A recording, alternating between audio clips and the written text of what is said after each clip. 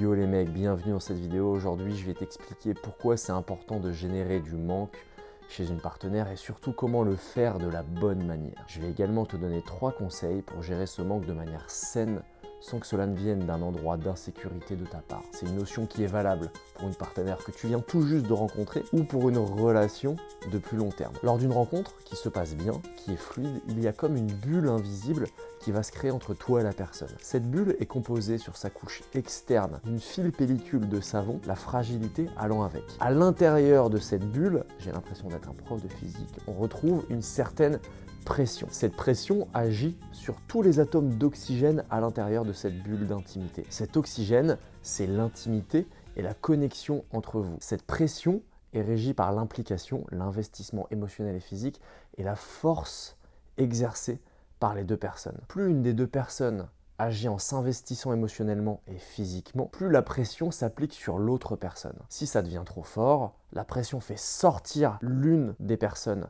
de la bulle en la poussant. Soit ça va faire exploser la pellicule de savon, donc ça va dilapider la connexion et l'intimité entre vous, soit ça va juste déformer cette bulle. Mais cette déformation, laissant moins d'oxygène à l'autre, peut faire diminuer son niveau d'attirance, son degré d'implication ou de désir envers toi. Le niveau d'intimité va devenir inégal entre vous. L'idée en jouant sur le manque, c'est de diminuer la pression s'exerçant sur l'autre, ce qui va automatiquement et de manière inconsciente lui donner une envie d'équilibrer les pressions au sein de la bulle. Je mets moins de pression en n'alimentant plus ces petits atomes d'intimité. Il y a un manque, un vide qui va se créer au sein de cette bulle et la personne va vouloir injecter d'elle-même ces petits atomes d'intimité pour combler. Elle va ressentir cet espace vide qui a besoin d'être rempli pour que la relation garde de son intensité. Retiens donc comme première idée et comme premier point l'idée suivante qui est que la femme a besoin d'espace pour te vouloir pleinement. Elle a besoin de ressentir ce vide physique et affectif. La création de cet espace physique, vraiment cet espace, ce vide physique entre vous, va augmenter son désir physique pour toi. Ici, la question très simple à te poser, c'est qui a le plus envie de l'autre sexuellement? Ou encore, qui est le plus demandeur de sexe, de câlin ou disons d'affection? Si c'est toi, c'est que tu ne lui laisses pas assez d'espace. Regarde les couples marcher dans la rue. L'homme, dans une posture de suiveur, à 2 doigts de se manger le moindre poteau ou la moindre poubelle sur le passage, comme s'il était prisonnier de ses affects, comme s'il était collé comme du miel à sa partenaire. Toute son attention, tout son corps, tous ses atomes sont englués dans l'autre. Alors que la femme, elle est libre, elle marche, elle tient le bébé, tu fais ce que tu veux, elle marche fièrement de manière directive et elle sait où elle va.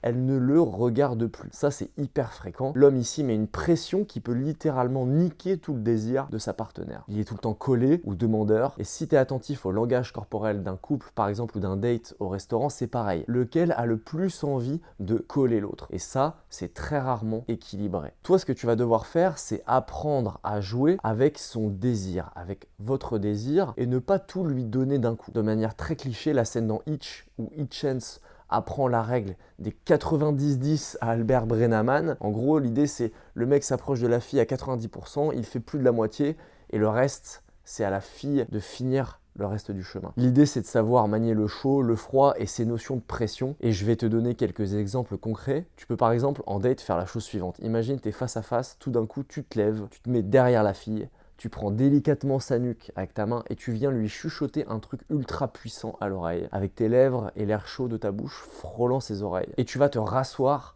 comme si de rien n'était. Un autre exemple, sur le point de vous embrasser, au lieu de te ruer sur ses lèvres, tu peux la regarder dans les yeux, la main sur son menton, faisant semblant de t'approcher pour l'embrasser, puis tu détournes sa tête pour lui embrasser le cou, par exemple, jusqu'à ce que ce soit elle qui te saute sur les lèvres. Bref, j'ai un petit peu l'impression de te faire l'inventaire illustré de toutes les descriptions kitsch de romans de gare, mais comprends juste bien cette notion de jeu de pression agissant sur le vide, le froid et le chaud. Et pour ceux qui sont en relation, ayez bien conscience d'à quel point toutes ces petites actions du quotidien, un peu celles que je viens de te décrire, qui paraissent si simples, elles jouent sur votre bulle d'intimité. Je suis curieux de savoir, dis-moi en commentaire, quelles sont pour toi les petites anecdotes ou tes petites astuces que tu as jouées dans ta vie durant un date ou autre, où tu as fait un peu cette notion de chaud-froid. Mon deuxième petit point, c'est la création de cet espace affectif va augmenter son désir affectif et son attachement pour toi. Quelques exemples de ce que ça donne Concrètement, si t'emmènes une de tes aventures en soirée, elle te voit dans un univers où tu as du succès. Elle voit potentiellement de la concurrence. Elle va voir d'autres femmes attirées par toi. Et elle te voit agir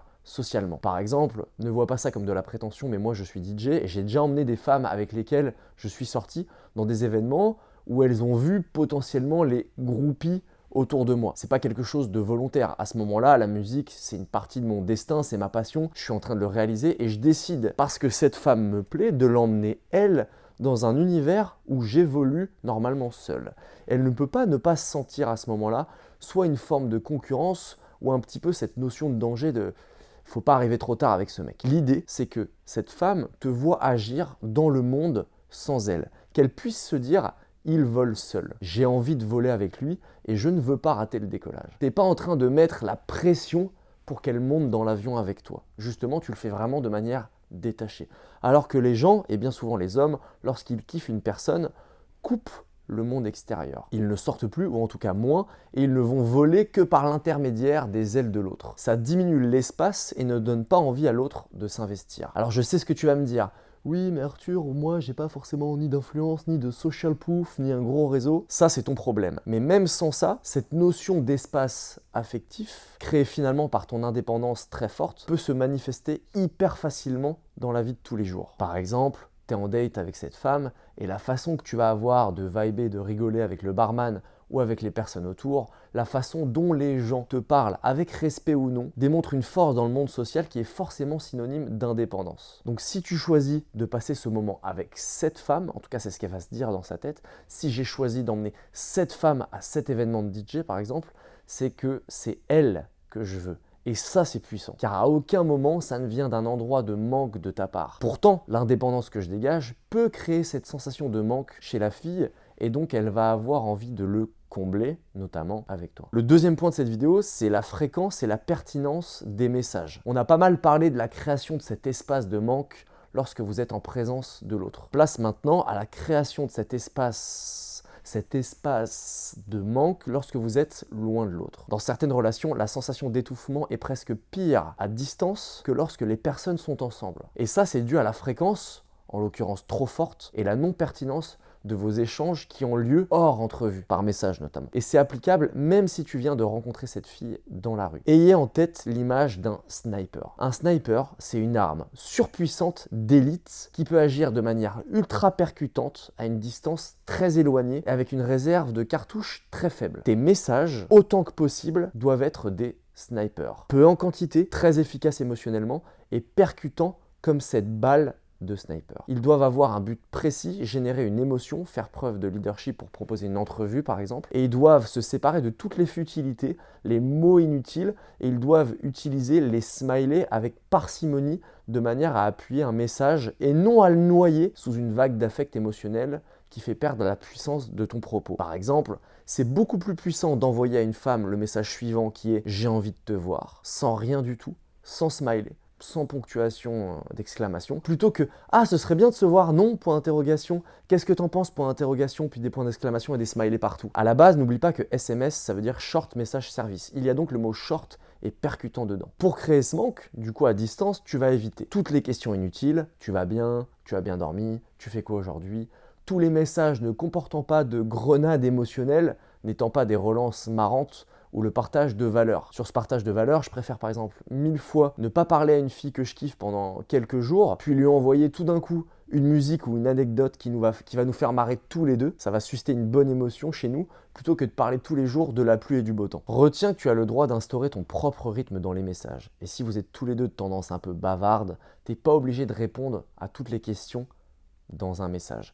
Laisse des blancs. Par exemple, si sur un même message, un long message comme ça, la fille te pose 3 ou 4 questions, tu as le droit d'en répondre qu'à une seule qui te plaît. Ce côté un peu mystérieux qui répond pas trop, ça va également créer une forme de manque et de curiosité. Donc on va s'arrêter là pour les messages, ça pourrait faire l'objet de plusieurs vidéos à eux seuls, j'y reviendrai, mais globalement, sache que les hommes perdent plus de points par message qu'il n'en gagne. Le troisième point de cette vidéo, c'est apprends à dire non. Dire non et la sonorité du non en elle-même, c'est quelque chose de très puissant aux oreilles d'une femme. Et plus elle est belle, plus cette note de musique se fait rare à ses oreilles. Pourtant, c'est indispensable qu'elle l'entende, mais également que tu saches te dire non à toi. Et tu vas comprendre le rapport avec la création du manque. Dire non à une proposition car tu n'en as ni le temps ni l'envie. Privilégier un moment où tu as fondamentalement et vraiment envie de voir cette personne. La précipitation est ton ennemi. Si tu as un petit crush, tu vas vouloir saisir toutes les opportunités pour la voir ou lui parler. Sois plutôt dans une rétention d'informations à ton sujet plutôt que dans l'expression.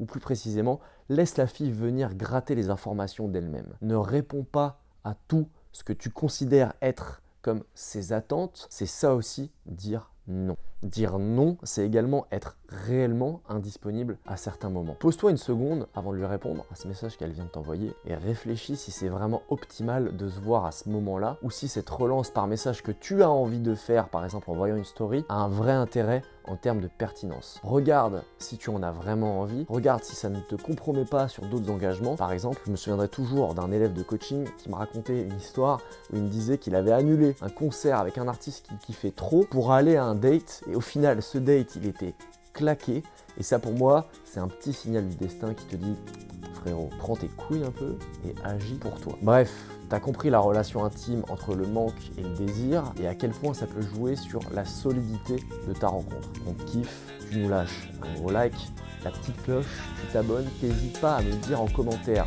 comment toi tu aimes ou tu génères du manque chez tes partenaires. Je te fais des gros bisous et je te dis à très bientôt pour une prochaine vidéo.